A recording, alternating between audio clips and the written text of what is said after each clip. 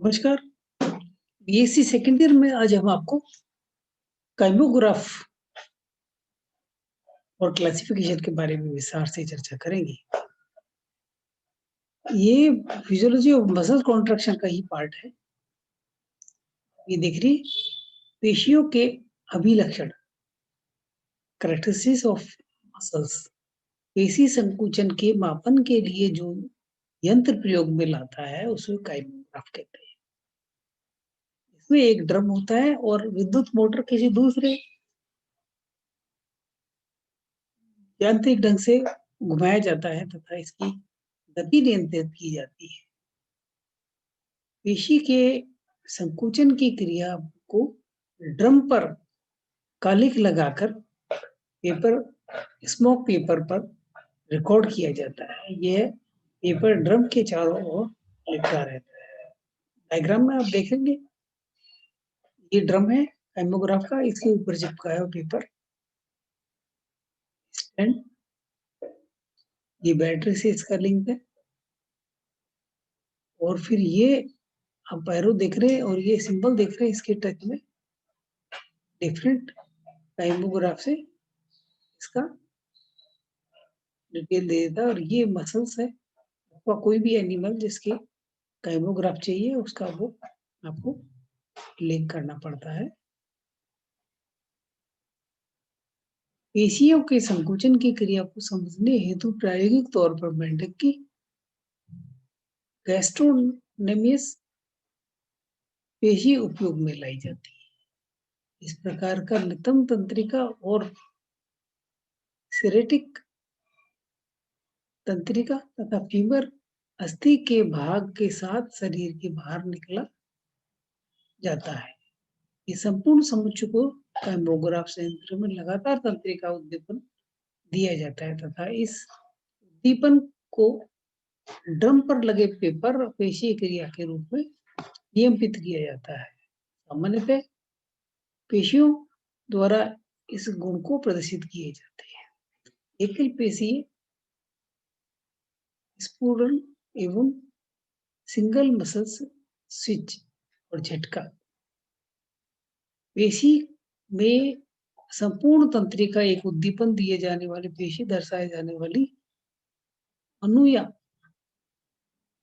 का एक पेशी अनुसरण वाला झटका कहा जाता है। इस क्रिया में काइमोग्राफ के ड्रम पर प्राप्त वक्र में 3 अवस्थाएं देखी जाती है। ये अवस्थाएं लेटरल पीरियड संकुचन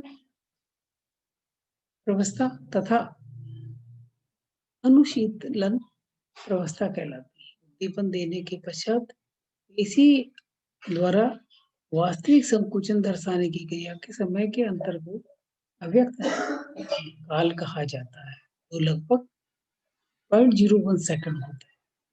संकुचन प्रवास में पेशी अपना अधिकतम संकुचन दर्शाती है, जो लगभग 0.04 सेकंड तक देखी जा सकती है।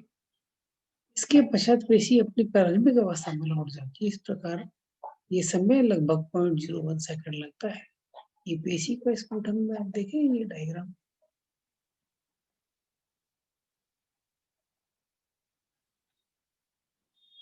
ये रिलैक्सेशन पेज है। अब इसमें संतुलन में देखिए,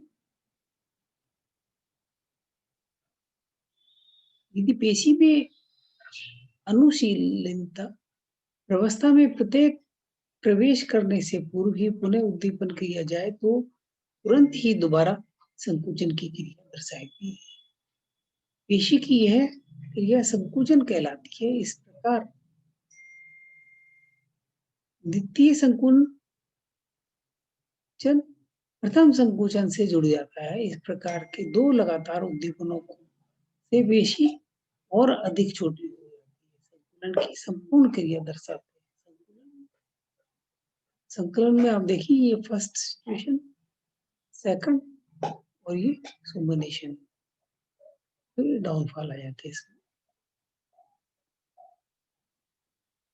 टेम्पो उपान घटना, यदि पेशी में लगातार एक के दाब पर उत्पीड़न पर उद्दीपन दिया जाए तो उसमें संकुचनों की एक श्रृंखला प्राप्त होती है।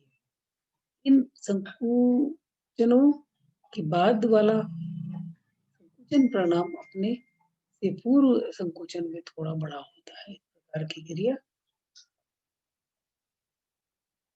प्रथम सोपान तथा स्टेयरकेस के रूप में देखी जाती है। घटना के समय में उद्दीपनों के पश्चात पेशी में सर्वाधिक संकुचन देखा जाता है।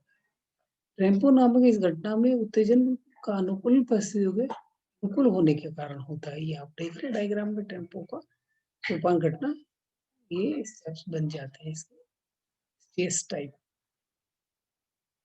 फिटनेस पेशी संकुचन को अनुशीलता अवस्था में जाने से पूर्व ही दोबारा उद्दीपन दिया जाए तो वह पुनः संकुचन की क्रिया को दर्शाती है। इस प्रकार यदि पेशी में लगातार उद्दीपन भेजे जाए तो यह प्रतिपादित संकुचन को दर्शाती है, इसे फिटनेस कहते हैं।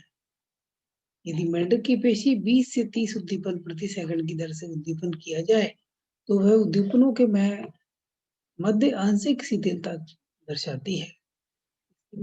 पेशी में एक प्रतिकालिक संकुचन देखा जाता है जो महत्वपूर्ण अनुस्तंभ अथवा टिटनेस कहलाता है। इसी प्रकार यदि पेशी को दी जाने वाली उद्दीपनों की दर से बढ़कर 35 से 50 सेकंड कर दिया जाए तो ऐसी पेशी प्रतिपादित संकुचन की क्रिया को दर्शाती, जिससे आंशिक शीतलन भी नहीं पाया जाता है। इसकी संपूर्ण टिटनेस कहते हैं।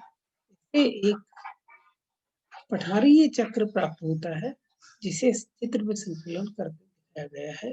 ये कंप्लीट टिटनेस है जिसमें एक पठार के रूप में ये डायग्राम बन रहा है।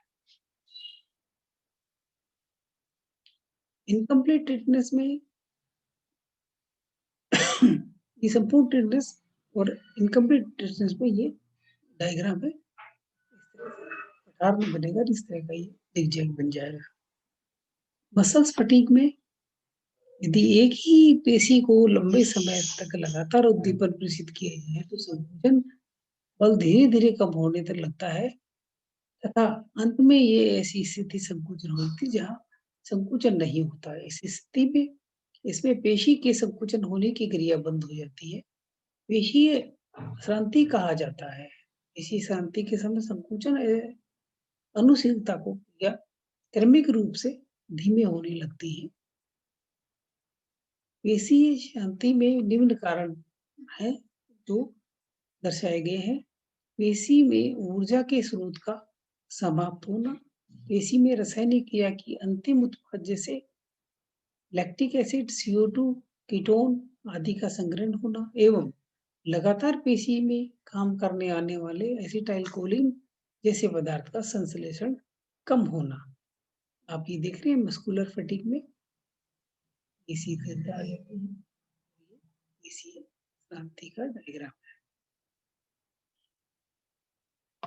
नन इफेक्ट नियम है। पेशी तंतु की अनुक्रिया उद्दीपन के प्रकार तीव्रता से पूरी तरह स्वतंत्र होती है। यह है कि एक पेशी तंतु में संकुचन की क्रिया अपनी पूर्ण क्षमता के साथ, परंतु इसके लिए स्थिति सामान्य बनी रहती है। इस प्रकार पेशी तंतु संकुचन उद्दीपन तीव्रता पर निर्भर करता है। इस प्रकार हम ये कह सकते हैं कि एक पेशी तंतु या तो अपनी पूर्ण क्षमता अर्थात अधिकतम संकुचन प्रदर्शित करता है या फिर संकुचित ही नहीं होता है। तब जंतु अनुक्रिया करते हैं और ये उद्दीपन की शक्ति को बढ़ाने में अनुक्रिया का परिणाम में कोई वृद्धि नहीं होती। इस प्रकार अगर एक ऐसी पेशी के द्वारा उद्दीपन किया जाए तो दूसरा उद्दीपन पहले वाले शीघ्र बाद में दिया जाए तो अतिरिक्त प्रक्रिया नहीं होती। इस समांतराल में अनुत्तेजन अवधि प्रेशर पीरियड कहते हैं और यह काल कंकाल पेशी में मात्र 0.002 से 0.005 सेकंड। क्लासिफिकेशन ऑफ मसल्स कार्यों के आधार पर pulmonary muscles, acquiescent muscles, abductor muscles, adductor muscles, pronator muscle और supinator muscle। छह प्रकार की इसकी कार्य के आधार पर मसल्स और सातवीं है जो स्फीक्टर मसल्स, डायलेटर मसल्स, लीवेटर मसल्स। ये कंटिन्यू कार्य के आधार पर मसल्स का किया है। डिप्रेशर मसल्स, ये पेशियां किसी अंग को नीचे की ओर लाती है। और रोटेटर मसल्स, इस तरह से ये 11 मसल से ये पेशियां अंगों को अपनी अक्ष पर घूमने का कार्य करती है। इस तरह से ये 11 तरह की मसल से जो कार्य करता है। इसमें जो सवाल बनते हैं, काइमोग्राफी यंत्र का सचित्र वर्णन, पेशियों के प्रकार का वर्गीकरण वो समझाइए, प्रकार एवं वर्गीकरण।